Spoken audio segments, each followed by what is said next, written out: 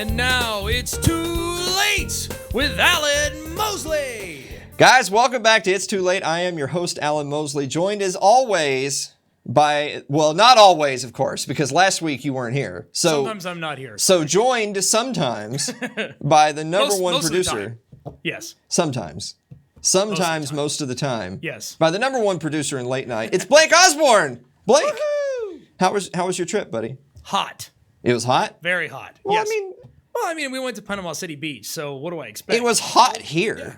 Oh, if you just wanted to be hot. Oh yeah. I mean, this has been one of the hottest summers we've had in the last couple of years, as far as I'm concerned. It's been bad.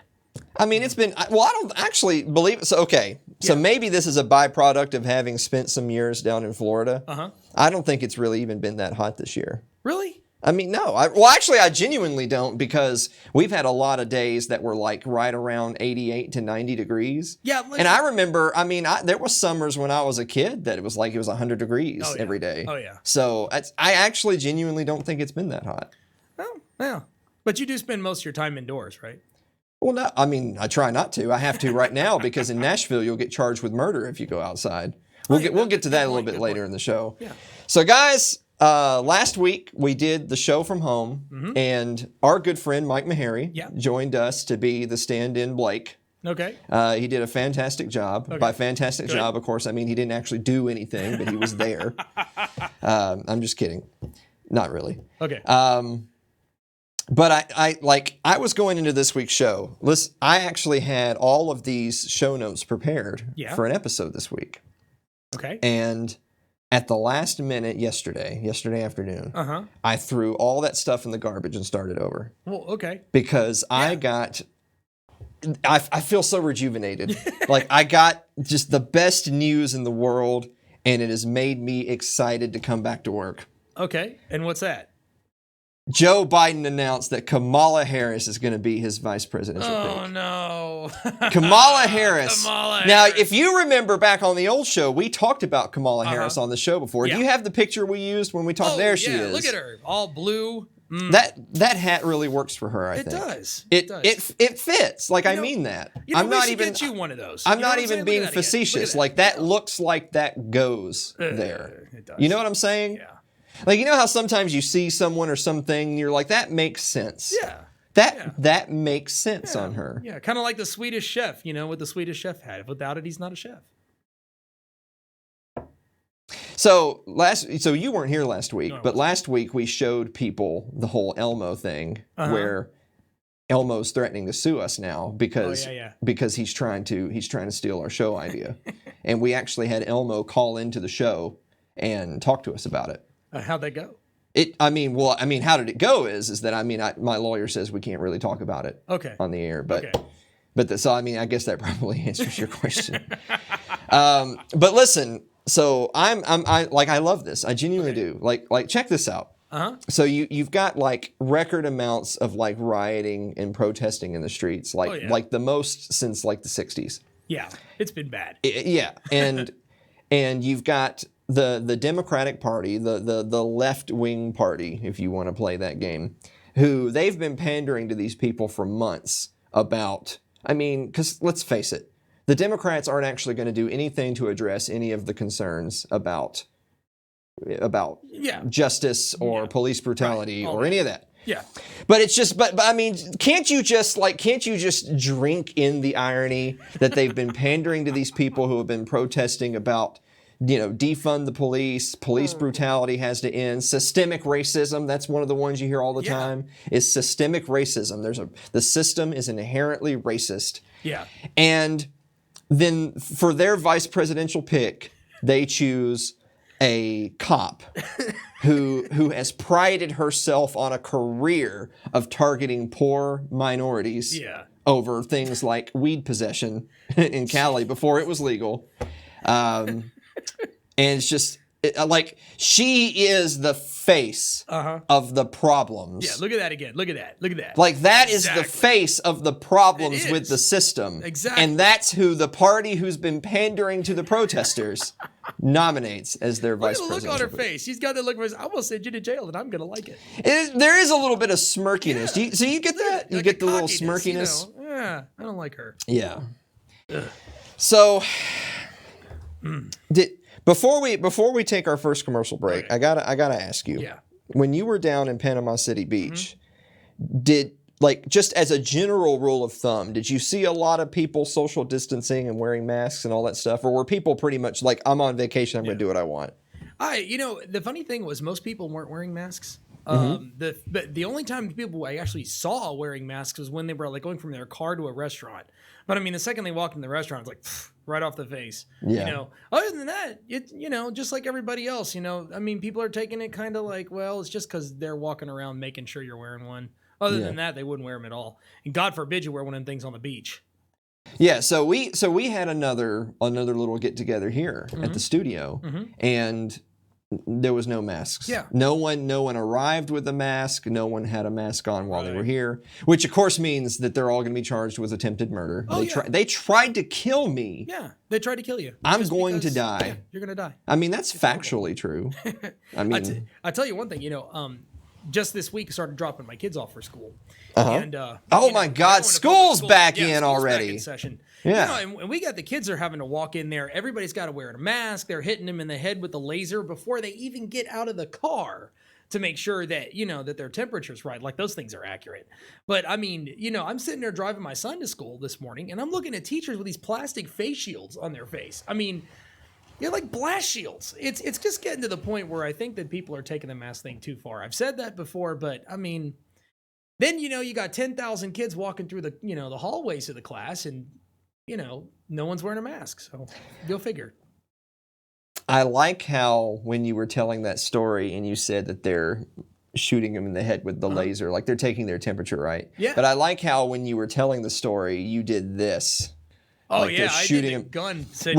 Ooh, I'm sorry. That's like the middle finger these days, isn't it? Well, I mean, it's not so much that, but that you were talking about it's a school and they're shooting the kids in the face. Oh, more irony. Yeah, nice. I wonder what Kamala Harris would think about that. Oh, she'd approve. Well, I mean, if they were doing drugs, can you please quit ruining my program? Thanks. I mean, if they were doing drugs, they deserve it, right? Oh yeah.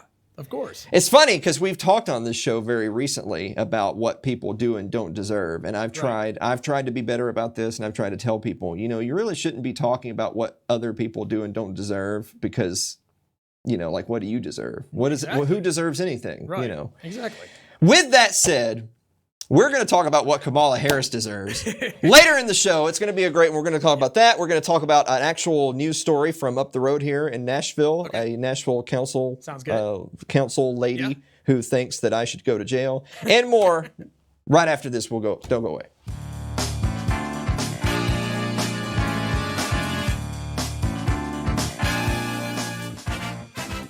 If you're enjoying tonight's show, consider supporting the program by becoming a member of our Patreon. That's over at patreon.com/Alan Mosley.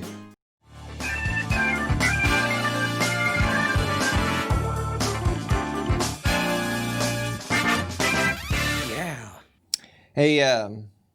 Hey, Blake. Yeah. What time is it? It's time for...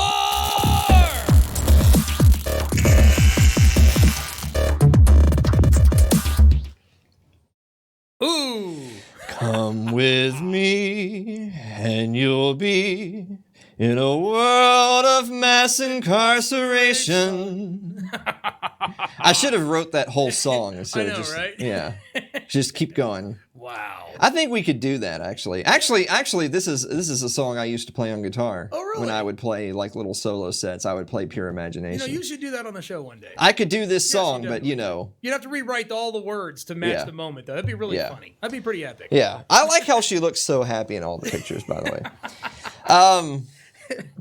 Boy, we're gonna have so much fun with Kamala Harris today. Oh man! The episode we did. So the episode we did a few weeks back, it's been probably months, more like a few months back, about Kamala. I actually don't even remember everything we talked. Like we talked about what a POS she is. Well, sure, yeah.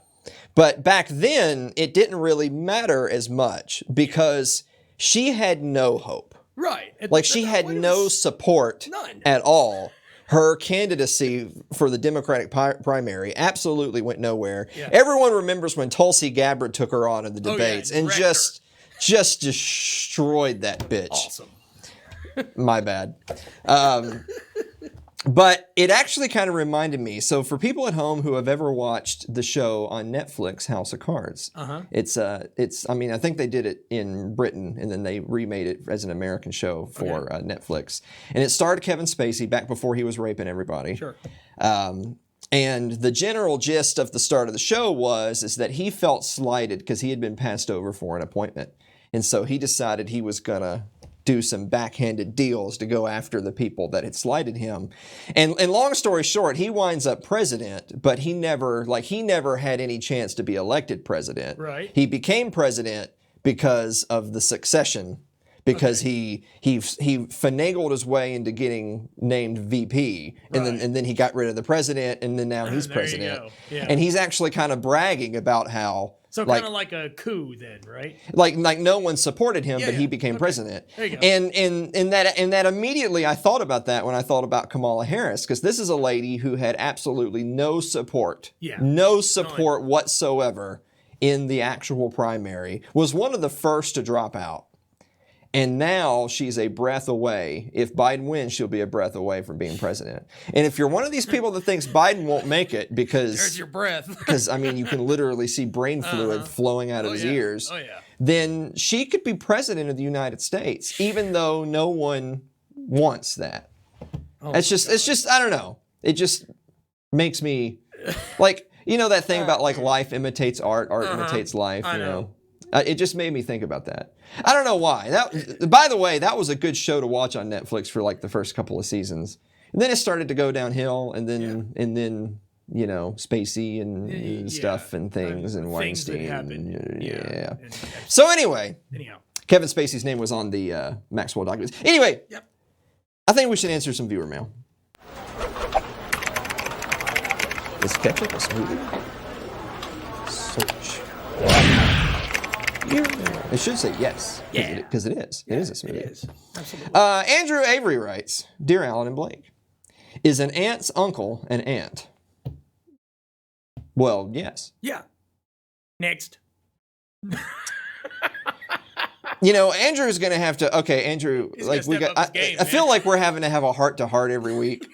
So if you're going to do puns to ruin my viewer mail segment, you have to do puns that are audibly punny. If it requires like seeing the text, that doesn't work because people don't see the text. Exactly. I'm just saying. Yeah. You know, homophones, not homonyms. You know what I'm saying? Yeah. All right. Anyway. I guess it is whatever. Yeah. Whatever. David Wilmowski, Liberty Late Night, Dave and Mary writes, Dear Alan and Blake, I'll leave a comment to hold my place until I think of a question. This is going downhill, dude. I guess we'll come back. Clay Davis writes, Dear Alan and Blake, have you watched the documentary Tread on Netflix, and what are your thoughts if so? I have not watched the documentary on Tread. Nor have I, unfortunately. I mean, you can just have to. Just look at real life. Yeah. Like who even... The only documentary I've watched recently is The Last Dance, the one about Michael Jordan and the final run with the Bulls and all that stuff. Okay. I haven't finished. I'm on the last episode. Oh, okay. So there's 10 episodes. I've watched 9, so I'm on the last episode. So I mean, it's been very good. Like they've done a good job of like the pacing and the length of the installments and all that. I think they've done a really good job. One thing that I feel like they kind of glossed over a little bit was the whole his gambling issues and his leaving basketball for baseball. Like they talked a good story to explain it. Yeah. But I'm kind of in the camp of a lot of people who like, nah, there was some shady stuff going on and you know, all that stuff. How about this, though? I found out from the documentary, I'm assuming it's true, that the owner of the Bulls continued to pay Jordan his contract even when he quit basketball and was playing baseball. They continued to pay his baseball contract. Was that part of the contract? No. He just did it. And I mean, no, because I mean, if you retire, you're done. You don't get paid because the contract is for you to play the game. Right. And I thought on the one hand, you know, in some ways you could make the argument that that's nice because he brought so much to the organization and had so much success. I mean, the Bulls never would have been the Bulls without him. So yeah, well, I mean, they would have been the Bulls. But they just would have been the Bulls, ha ha ha, as opposed to the Bulls, uh oh. Yeah, exactly. Right. And the other thing that's the big takeaway from the documentary is just what a petty asshole Michael Jordan is. like he was, if anyone slighted him in any way, he would want to just, like, he didn't want to beat them. He wanted to destroy that person. Wow. And in every facet of life, if you're playing cards, he wants to destroy you. If you're playing golf, he wants to destroy you. If you're playing rock, paper, scissors, he wants to destroy you. But some of the resentment that he harbors towards people to this day from events that took place decades ago is actually genuinely impressive. You know me, I enjoy a good resentment. Oh, yeah. And he's right there. He's got some Alan Mosley level grudges and resentment that I can respect. Man. But it's almost like you can see that while he still resents people, he can live with it if he beat them. Yeah. But if it was ever somebody that he felt like he never was able to get one over on, then he still hates them. Wow. So, I think Michael Jordan still hates Larry Bird because he never beat Bird's Celtics in the playoffs. They got swept by the Celtics, and then they never really faced him again. True.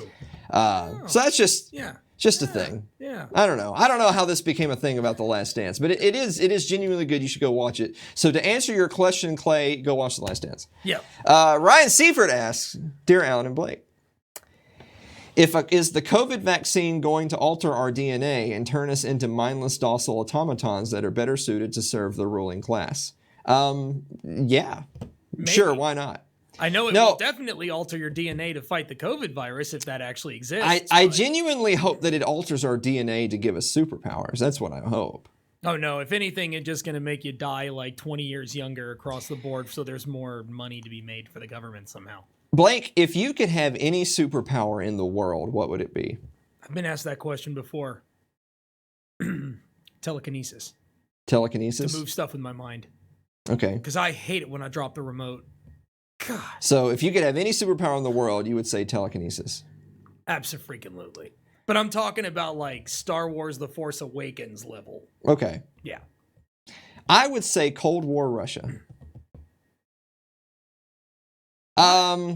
Okay, so we're going to scroll down to the bottom because some people gave us their questions really late. Jeff Johnson writes, Dear Alan and Blake, which movie is more prophetic of the times we live in, 1984 or Idiocracy? I'd say Willy Wonka and the Chocolate Factory. Agreed. Yeah. Jonathan Carranza writes, actually, Jonathan left us 8 million questions. We don't have time for all that. We'll try to come back to that later. Okay. So the Willimowskis, hold on. Okay. They did save their place. Mary Lynn writes, Dear Alan and Blake, do you guys believe in ghosts, and have you ever had an encounter with one? Blake, do you believe in ghosts? Yes, and I have had encounters. So Blake is actually mentally ill, so he could run with Biden. Of course, I don't believe in ghosts. That's ridiculous. It's because you ain't seen one. Because no one's seen one, because that's literally retarded. It's not retarded. Literally. I call R word. You're an R word. R word. No. R word. Suzanne Sherman writes, Dear Alan and Blake, do blueberry muffins count as a serving of fruit? Okay, so blueberry muffins aren't a fruit. Bang. But no way. they also don't count as a serving of fruit. Because, I guess it depends on how many blueberries are in the muffin, right? You have to eat a lot of blueberries to get if it's really just a handful of blueberries held together by some pastry, then I guess that would be a serving. Right. Right? Yeah, this is a food question that is reaching here. So she also said, Dear Alan and Blake, grits or oatmeal? Do you like grits or oatmeal more? Ooh. I like both. But I would take oatmeal with a sweet oatmeal over regular grits. So the oatmeal that's no longer healthy for you is what you're saying. Exactly. Okay. So I'm from the South, and Southerners love their grits, but I actually don't like grits at all. Yeah. So that just goes to show no true Scotsman right there. Yeah. I actually would say oatmeal. No one's going to resent you for not liking that stuff. Okay. Yeah. Well, they'll resent me for a variety of reasons, but not for this particular one, no. Right. Man, we're already over 20 minutes. Yeah. What happened to this show? I don't know. We started answering goofy questions again. Do you remember, do you ever do this show and you ever think, pinpoint the moment that it went off the rails? Do you ever do that? Yeah, it's often during this segment. All right. Okay, well, we got to save time because we got to talk about Kamala Harris. Yes, we'll do that when we come back from this break.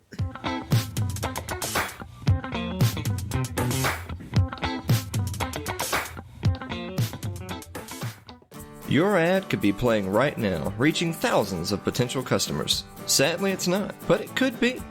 Find out how to be an advertised sponsor for It's Too Late with Alan Mosley. Email us at alan@funnybroke.com.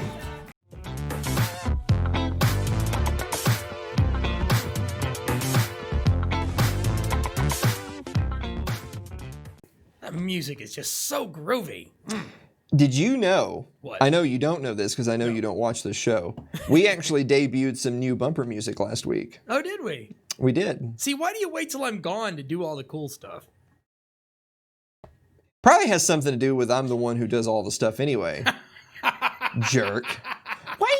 Why do you wait until I'm gone? Because that's my best impression of Blake, apparently.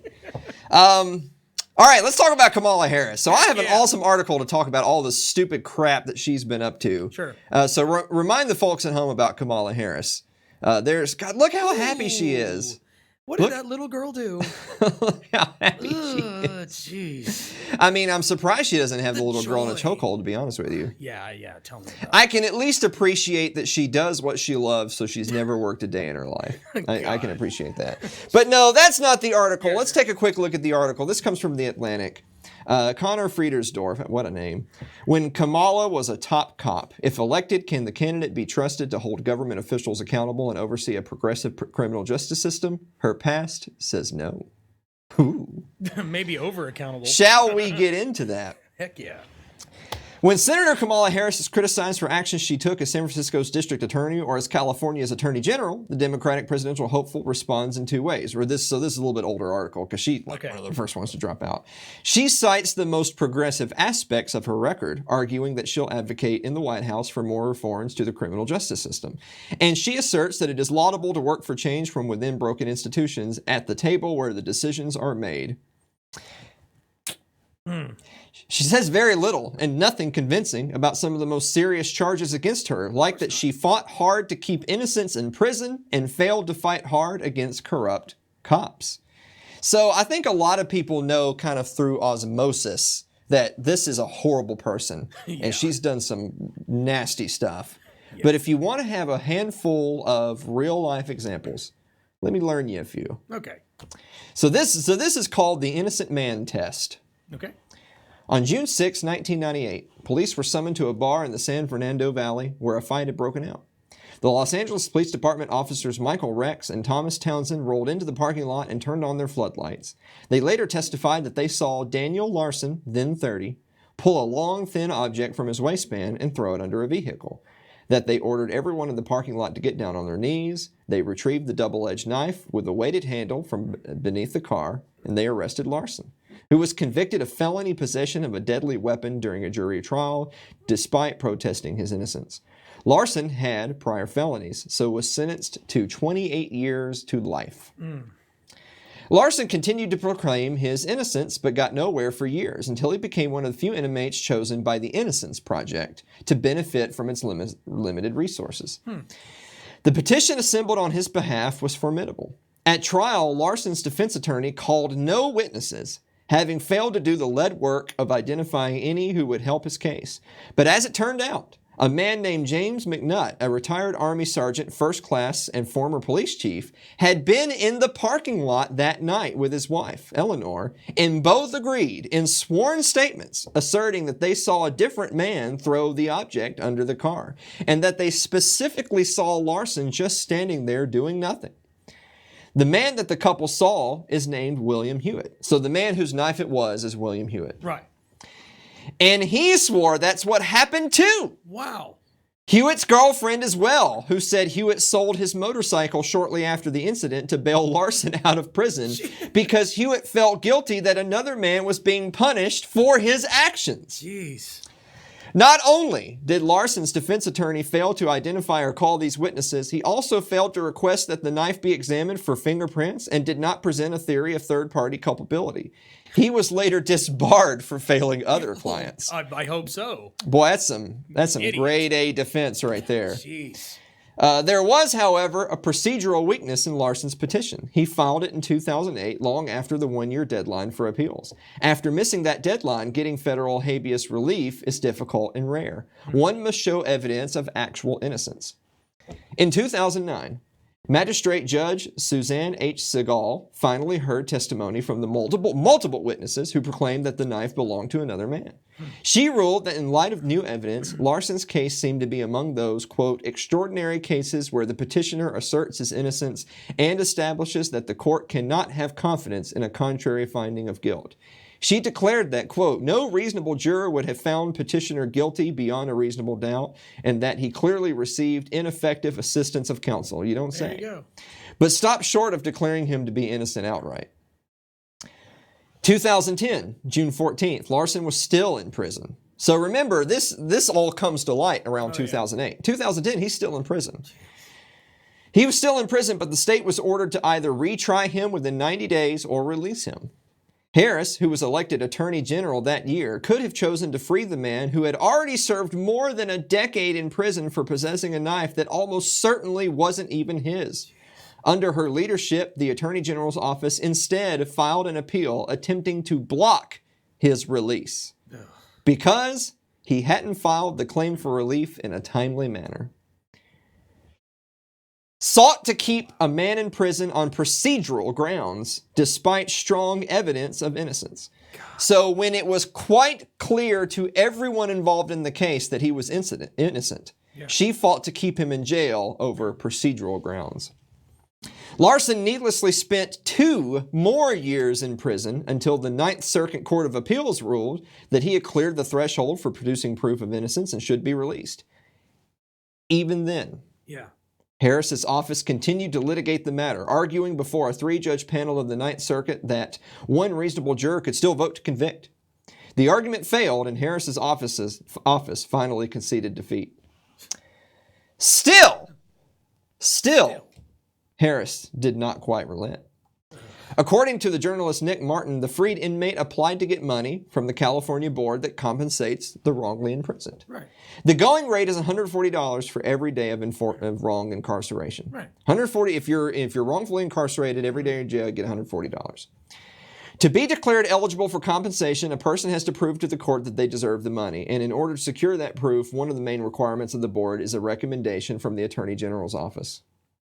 By the way, that sounds shady. Like, if you were innocent, then you were wrong. You should not have been there. You deserve the money. But that being neither here nor there. Harris's office filed their suggestion on September 4th, 2014, that the board should decline Larson's claim, despite him already proving his innocence in court, that essentially sealed his financial fate. Martin reported last month that Larson now lives in a small garage and relies on welfare. Harris's office didn't merely fight to keep a man in prison after he demonstrated his innocence to the satisfaction of the Innocence Project, a judge, and an appeals court. After losing, it fought to keep the newly released man from being compensated for the decade he spent wrongfully imprisoned. That's the boy, like everything wrong with the justice system is in just this one part of this article. One article. I mean, just that one part of the article. We got a lot. We got more, my friend. More? Good Lord. The disclosing misconduct test. In 2010, the crime lab run by the San Francisco Police Department was rocked by a scandal with one of its 3 technicians was caught taking evidence, cocaine, home from work, raising the prospect of unreliable analysis and testimony in many hundreds of drug cases.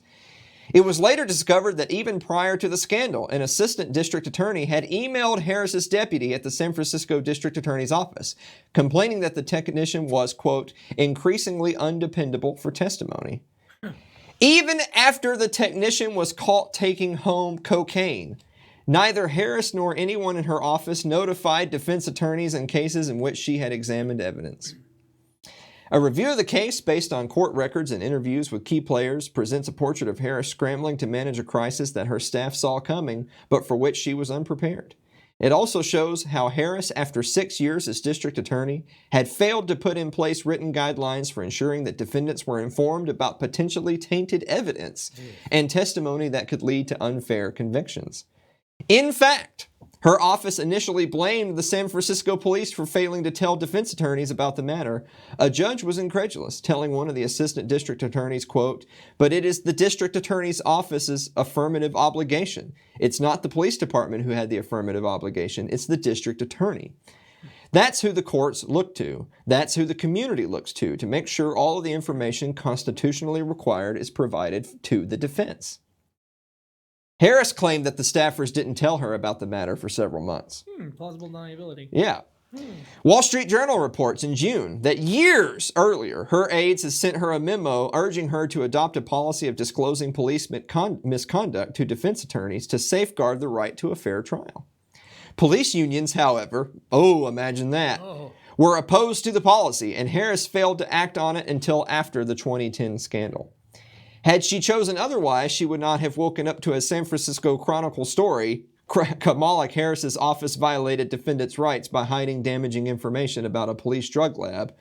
In a scathing ruling, the judge concluded that prosecutors had failed to fulfill their constitutional duty to tell defense attorneys about problems. And the now retired technician at the heart of the cocaine skimming scandal that led police to shut down the drug analysis section of their crime lab. Meanwhile, Jeff Adachi, then head of the San Francisco Public Defender's Office, declared at the time, "Anytime I've asked the district attorney for a meeting, I've been told the district attorney is out of town or not available. When we need a district attorney who will give this attention it deserves." Harris has failed the disclosure of misconduct test. Nice. Got one more. Wow. The corrupt prosecutors test is what this is called. Yay. For years, R. Scott Moxley, a alt-weekly reporter, had covered police and prosecutorial misconduct for OC Weekly, a beat that never left him short of material and that absolutely exploded in 2014 when Harris was Attorney General. As he summarized it, quote, "Sheriff's deputies had spent years running unconstitutional jailhouse scams against pretrial inmates to secretly secure prosecutorial victories at trials. In return, prosecutors under then District Attorney Tony Rackauckus, sure, Tony R., looked the other way when deputies hid, doctored, or destroyed exculpatory evidence from defendants." I can say exculpatory, but I can't say the guy's name. "Repeatedly committed perjury and disobeyed lawfully issued court orders. Tens of thousands of pages of records inside the Orange County Superior Court, as well as the California Court of Appeal, prove beyond a reasonable doubt each element of what became known nationally as the jailhouse informant scandal." For months, Moxley watched as details of the scandal emerged, and then as the judge declared that multiple deputies had perjured themselves on the stand. Earlier this year, he gave a scathing assessment of Harris's response, which amounted to almost nothing by the time she was elected to the Senate in 2016. According to Moxley, after more bombshell evidence emerged that expanded the scope and intensity of the deputies' cheating, Judge Goethals, a former homicide prosecutor, wrote another ruling expressing exasperation over the corruption. Harris finally acted. She announced the opening of an investigation into the Orange County Sheriff's Department. After months and then years passed, it became increasingly clear the probe was nothing more than a sham. Though efforts were made to conceal the fact from the public, illuminating details emerged. For example, Harris's investigators incredibly obeyed Orange County Sheriff's Department's commands not to audio record certain statements from accused deputies. Really? More telling, however, is the fact that the alleged investigation long ago landed in bureaucratic oblivion. Though Goethals and the California Court of Appeal officially announced the disgust with the perjury years ago, the AG's office, first under Harris and now under Xavier Becerra, hasn't held anyone accountable after a probe so far that has lasted more than 1,400 days. The probe ended without any charges filed. Of course. So that's interesting. So they have concrete evidence of multiple deputies coaxing admittance of guilt out of inmates and abusing them in prison, and having multiple deputies that perjured themselves in open court. No charges filed. And to what end? And to what end? Just to put a bunch of people in prison. Is somebody making money off prisoners down there? Oh, I mean, they make money off of prisoners everywhere. Yeah. So we're going to skip down. As for Harris, undaunted by the criminal conduct of a state prosecutor or the district court's opinion, Miss Harris appealed the decision dismissing the indictment altogether. According to the California Attorney General, only abject physical brutality would warrant a finding of prosecutorial misconduct and the dismissal of an indictment. Fortunately for all of us and the Constitution, she lost again. She fails the corrupt prosecutor's test. Yep. So I'm going to skip down here to the very bottom. At best, Harris displayed a pattern of striking ignorance about scandalous misconduct in hierarchies that she oversaw. And she's now asking the public to place her atop a bigger, more complicated, more powerful hierarchy where abuse and unaccountable officials would do even more to subvert liberty and justice. She is the poster child for corrupt cop, corrupt prosecutor. She is the embodiment of the broken justice system. She is now the VP pick for President of the United States. Why do you think they picked her? Like, what? That doesn't make any sense. That's like shooting yourself in the foot. Well, you know what? We'll talk a little bit about that before we do our next segment. After okay. We'll talk a little bit about my feelings on the strategy or lack of a strategy, and just kind of just the laughable place that we are in electoral politics. We'll talk a little bit about that after the break.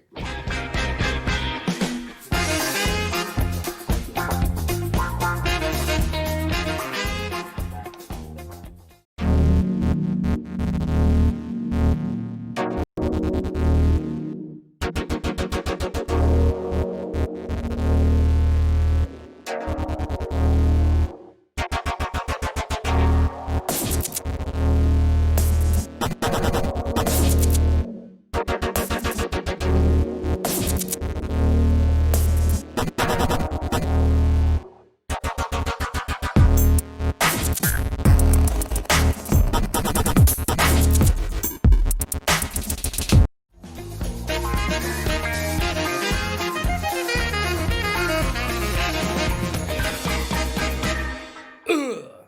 We were missing that last week. We didn't have the Yeah. So before we get to the next thing, so to your question, talking a little bit about just the pick and the strategy and all that. So I was talking to our mutual friend Suzanne Sherman about this from the Wasatch Report, and I was telling her we're in this really funny time in politics where I genuinely think that the political establishment has such a complete lack of respect and a complete disregard for the population, for the public at large, that it's almost like they play a game to see who can outbad the other, who can be a worse candidate knowing that one of them will still win. Ridiculous. Like if you, in a total vacuum, if I didn't tell you anything about the left side of the aisle, if I just said you've got an incumbent, the economy's in the tank, we're heading for a depression. Yeah. They shut down the economy because of a pandemic, and people are just losing their shirts. Like, with no other information, you would say, generally speaking, so incumbents don't win during a recession. Right. Like, that just doesn't happen historically. So he's done. Trump's toast. He's out of there. Not to mention the cavalcade of other reasons why people might be. They've had their fill of the Trumpster. Until I told you about his opposition, who is another old, white, career politician who architect of the drug war, architect of over-prosecuting, of going after minorities, going after the poor, who then names a vice president who their side of the political aisle has been pandering to people who are protesting police brutality and systemic racism, then nominates for vice president like the poster child of all those things, injustice and systemic racism. Yes, it's stupid. You would think like that's the and also who, by the way, because like if you and I are running and you're going to name someone on your ticket, you want to name someone who's going to bring in votes that maybe you don't get. Exactly. You're trying to consolidate your base. Yeah. But Kamala had basically no electoral support in the primaries. She ended up dropping down to like less than 1%, but when she dropped out of the race. So she's not bringing anything to the table. She's an absolute monster. I know that what they'll say. I know what the mainstream media is going to say, that, oh, she's a woman of color, how wonderfully diverse it is that we have a woman of color on a presidential ticket. But I would make the argument that in of itself, like if that's the first thing, I mean, That's just. I don't know why this made me think of this. I know that you'll know this because you've been involved in the entertainment industry for a long time. Yeah. But it reminded me of a story that one of my old teachers. I had a teacher back in school, a music teacher, who she had appeared on a reality show for music to get a recording contract. Yeah. And she ended up, by the way, losing to Trisha Yearwood. So good for her that she made it that far. Yeah. And the only reason she lost is because she lost to someone who went on to be a superstar. A superstar, yeah. But she lost this contest to Trisha Yearwood. I think she still hates Trisha Yearwood to this day. But the thing is that she said she knew that she had lost before the judges read the scores. Yeah. And the way that she knew she lost was that everyone backstage, like everyone behind the scenes, knew this. Uh-huh. And what it was is because the judges will tell you like what they thought about your performance and all that stuff, and then they give a score. Uh-huh.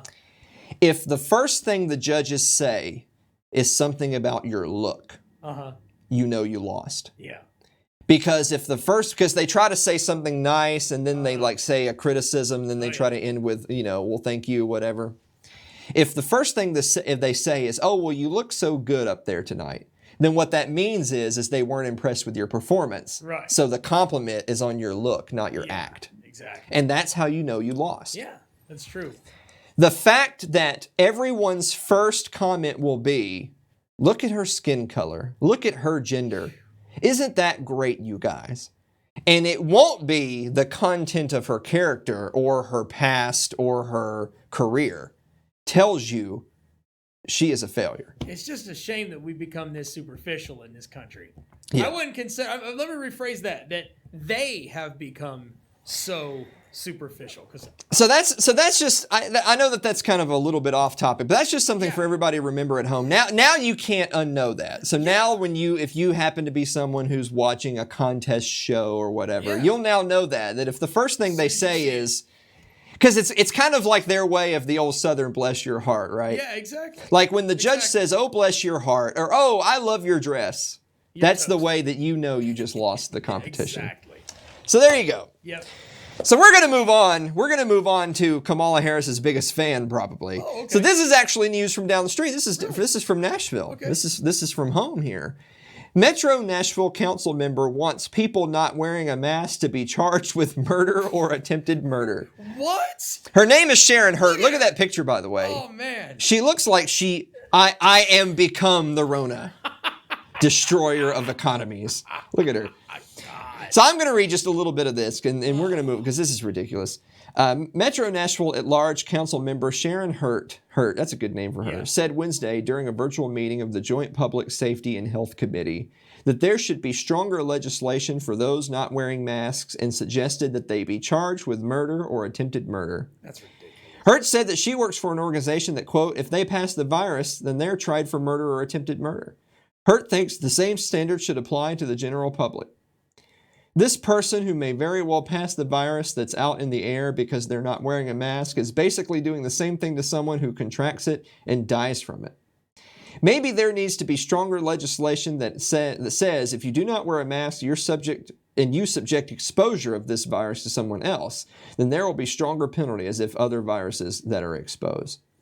So basically what she's saying is that, like, I think they overturned this in California, but like if you know you have AIDS and then you subject someone to AIDS without telling them that you are AIDS positive, then you could be held liable. Right. She says that that's how it should be. That if you're not wearing a mask, then you could be spreading the Rona. So you should be charged with attempted murder. Oh yeah, let's just give everybody 23 to life. Why not, right? Everybody gets 20 years. Everybody starts the first 20 years of life in prison. Let's just do it that way. So listen to this. Hurt's suggestion comes as Nashville-Davidson County COVID-19 dashboard indicates a recent decline in new daily cases and a fatality rate of 0.9%. How nice. So here's the beautiful parts. I'm done with that nonsense. By the way, Mayor Cooper has been like redoubling down on more clampdowns in Nashville, despite the fact that the data suggests that it's not even technically a pandemic by the CDC standards anymore. So she fits right in with the Cooper regime. She'd fit right in with the Kamala Harris regime. Oh yeah. The beautiful thing about that story is that she's being interviewed in a clip, and she's talking about this.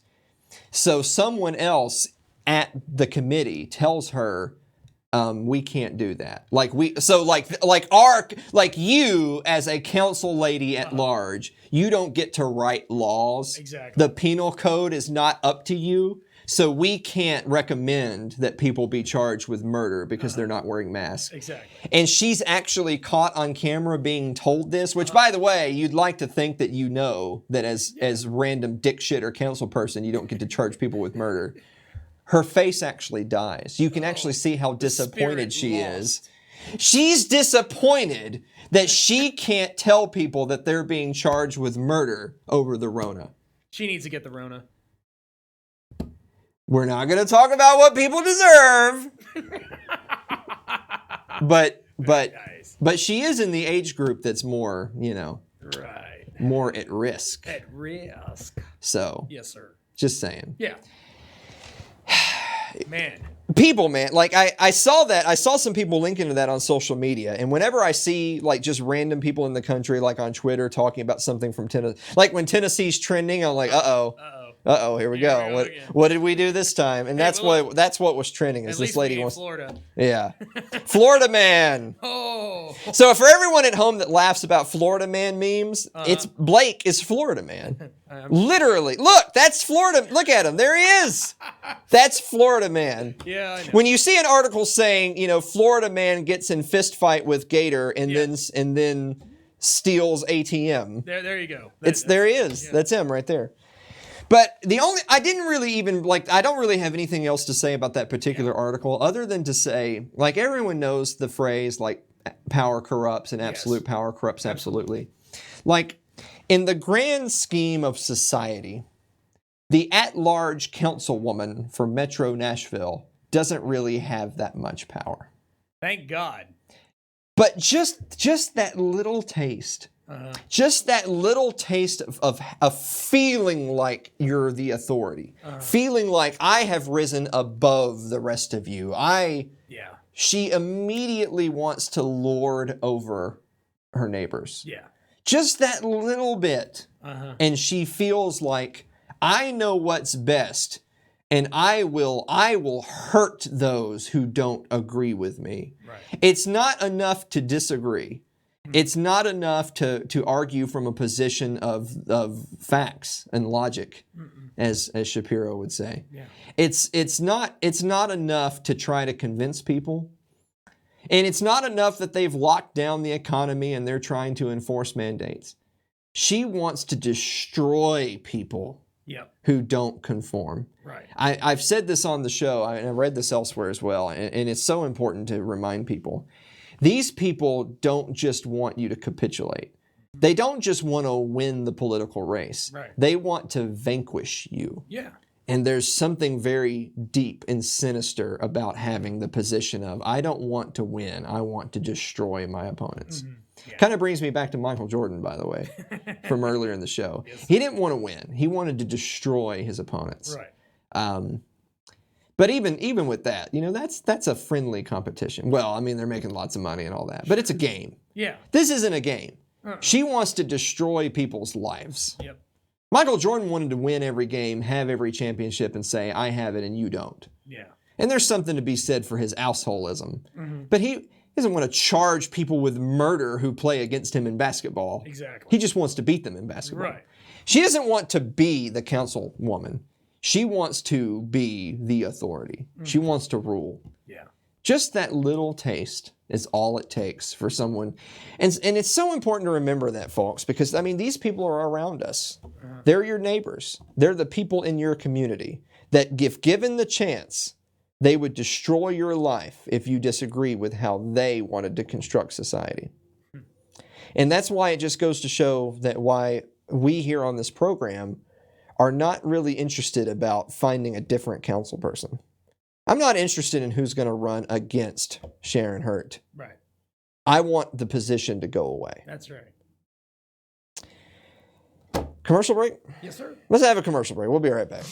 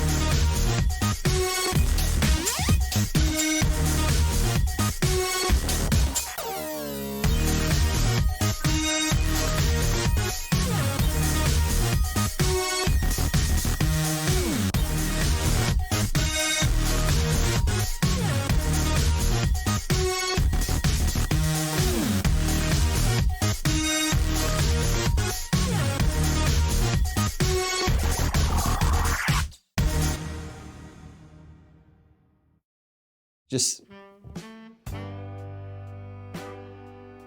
like us on our Facebook page. It's facebook.com/funnybroke. You can follow me on Twitter, twitter.com/AlanMMosley. Subscribe to our YouTube page. It's youtube.com/funnybroke. Well, I'm glad you're back, Blake. Yeah, me too. Me too. Yeah? Yeah, going on vacation is nice for a short time, but you got a lot to do when you get home. You got a lot to do when you get home, but you got a big family. I do. So when you go on vacation, it's like, rent the megabus and charter the flight. Oh, and, yeah. Yeah. No, you should see what our bill at McDonald's looks like. Oh, wow. So the official fiance of It's Too Late. Yeah. It was her birthday on Monday. It was her birthday. So we celebrated her birthday this past weekend to the best of our ability, as you can do in lockdown Nashville. Right. I'm not going to tell everybody that how old she is, that she just turned 34, but I won't tell anybody that's how old she is. But for everybody that was here at episode 100, they got to meet the official. Well, she was the official girlfriend of the show. Now she's the official fiance. There you go. But she just had her birthday, which means, because we're 11 months, my birthday is next month. Oh, okay, that's right. So, what, you be 47? You know what? I actually talked to one of our fans this past weekend, and they thought that I was like 25. You are. I am. Well, I'm 24. I turned 25 next month. Yeah. That's correct. That is. Yes, absolutely. I'm not off by a decade. No. They did though. When they said, "Wow, I didn't know. I thought you were in your mid-20s." And I was like, "Well, keep on, just dream that dream." Yeah. They say you look a lot older on TV. Do they? Yeah. I thought they say the camera adds 10 pounds. And 10 years. So if I look old and fat, it's the camera. It's not me. It's not you. No. Okay. You're a young, strapping fellow with muscles. Yeah, for sure. Yeah. Well, everyone has muscles. Well, you know what I mean. Like ripped and stuff. I mean, I don't have the kind of muscles you would have if you like carrying goats across your pins and doing that kind of stuff. That's but right. Yeah. We did have a question that was directed towards you last week that you didn't get to answer. Oh boy. And the question was, dear Alan and Blake, if you guys were going to do like the 100-yard dash, who would smoke it and who would have a heart attack and die? And my answer was, why not both?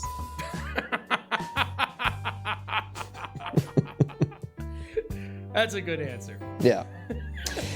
Guys, thank you so much for listening to another episode of It's Too Late with Alan Mosley, and we will see you next week.